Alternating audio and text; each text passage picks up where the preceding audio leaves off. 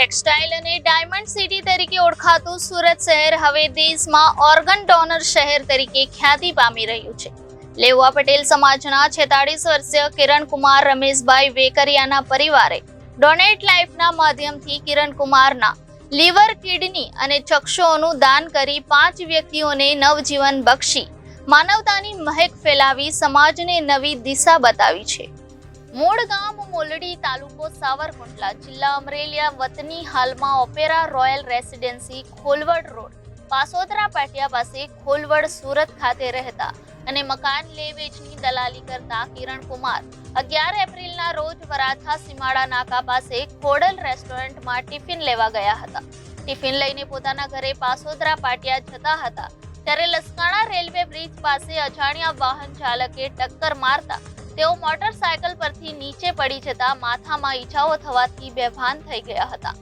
108 ambulance મારફત તેમને કામરેજમાં આવેલ દીનબંધુ હોસ્પિટલમાં સારવાર હેઠળ દાખલ કરવામાં આવ્યા. ત્યાં પ્રાથમિક સારવાર બાદ વધુ સારવાર માટે પરિવારજનોએ તેમને સુરતની વિનસ હોસ્પિટલમાં સારવાર હેઠળ દાખલ કર્યા હતા.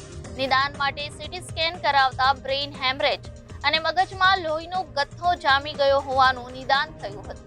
14 એપ્રિલના રોજ તેને બ્રેન ડેડ જાહેર કરાયા હતા. કિરણકુમારના બ્રેન ડેડ અને પરિવારજનોએ તેમના અંગદાનની ઈચ્છા વ્યક્ત કરી છે તેમ જણાવ્યું હતું.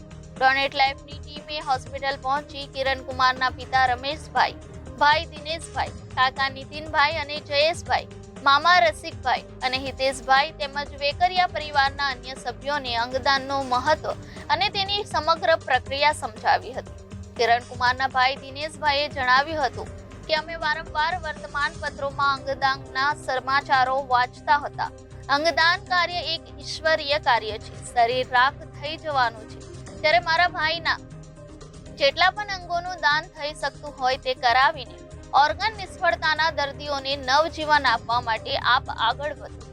કિરણકુમારના પરિવારમાં પિતા રમેશભાઈ ઉંમર વર્ષ 65 જો નિવૃત્ત જીવન જીવે છે. માતા લાભુબેન નવેમ્બર 2023માં મૃત્યુ પામેલ છે. ભાઈ દિનેશભાઈ વરાછામાં આઈસ્ક્રીમની દુકાન ધરાવે છે. પરિવારજનો તરફથી અંગદાનની સંમતિ મળતા એસઓટીટીઓનો સંપર્ક કરવામાં આવ્યો.